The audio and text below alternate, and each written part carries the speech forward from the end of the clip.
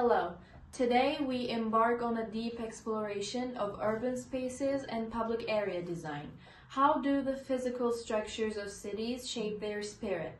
How does the spirit of a place come together with human interaction? We will follow these questions while also hearing from renowned architects and urban designers. Our distinguished guests will help us explore key elements in urban design. Today we have three distinguished guests. Elif Tor, an architect who examines the spirit and identity of cities. Safa Afetekin, a specialist in urban design focused on social life. And Ahmet Yağız Özçakıcı, an expert on how small-scale interventions can transform urban social dynamics. Christian Norberg Schultz defined the spirit of place, and Jean Gell focused on how urban design influences social interactions. Can physical form truly shape how people interact within a space? According to Norberg Schultz, the spirit of a place comes from its intrinsic nature and historical context. It's a kind of phenomenological approach. For instance, a square isn't just a constrained area, it's the combination of the time spent there, the memories created and the cultural traces left by the people.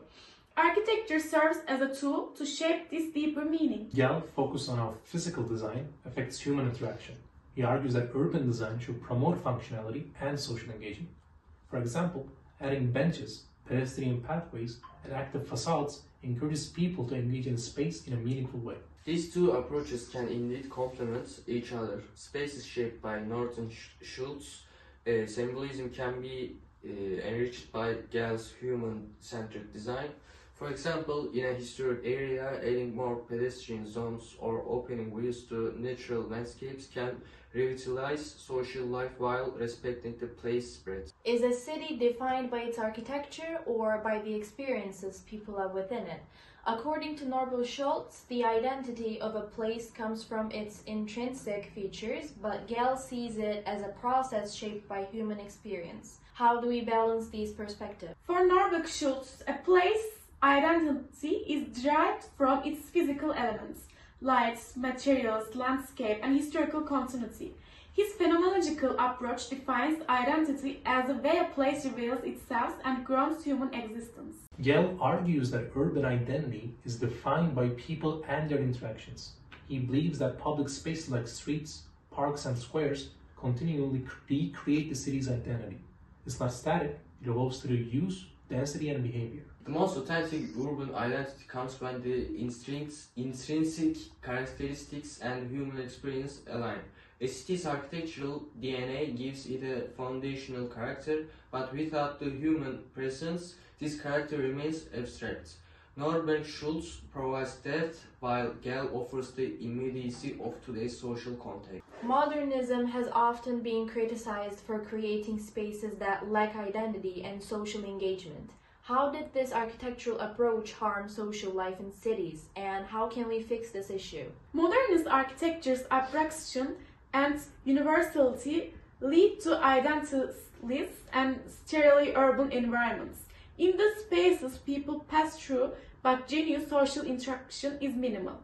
Modernism distracts the context and produces spaces that fail to foster connections. Modernist planning ignored the human scale, leading to spaces that didn't support social life. Gell's approach, in contrast, addressed this by focusing on how people interact with the environment. Spaces that promote social interaction are key. The solution is creating human-centered spaces that encourage social interaction. These spaces don't necessarily have to be grand. Small interventions can make a huge difference in revitalizing urban life. Without large-scale projects, can small-scale interventions transform a city's social life? How can we enhance public spaces without altering their fundamental character? Low-cost, small interventions can significantly improve comfort, social interaction, and accessibility. Simple additions like more benches, narrower streets, or active facades can distinctly transform public life. Small changes can have big impacts. For example, widening pedestrian zones in a historic area can increase the social interaction while preserving the spirit of the place. Small interventions can enhance the identity of a space. These changes should not replace large projects but complement them as alternative solutions. Today, we explored the relationship between the spirit of a place and its physical design. We saw how urban identity is shaped not only by a place's intrinsic qualities, but also by the lived experiences of its people.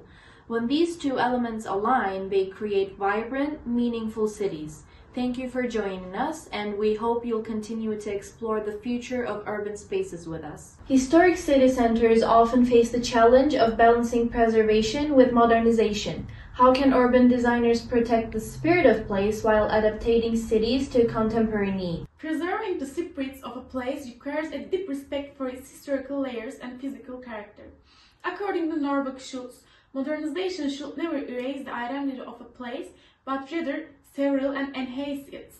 Sensitive interventions using local materials, respecting traditional urban patterns, can allow a city to evolve without losing its essence. Modernization must prioritize human skill and livability. Gell would argue that adapting cities for today means making them more accessible, walkable, and socially engaging, without necessarily altering the historical character.